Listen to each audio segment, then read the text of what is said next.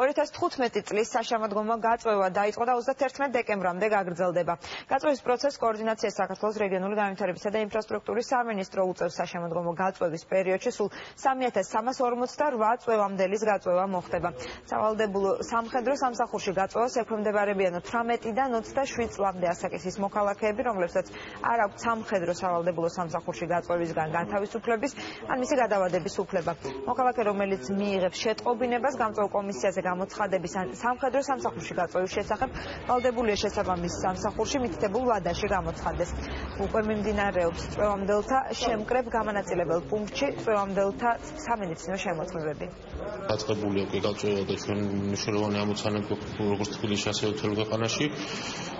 ბოლო პერიოდში დაწყებულია დისკუსიები საერთოდ სავალდებულო სამსახურთან დაკავშირებით, მაგრამ ამან არანაირი ზეგავლენა არ უნდა იქონიოს იმ პროცესზე, რომელიც მიმდინარეობს, იმიტომ რომ ჯერჯერობით რაიმე კონკრეტული საკანონმდებლო ცვლილება, რომელიც შეცვლიდა ამ შემთხვევაში გაწვევის პირობებს არ არსებობს.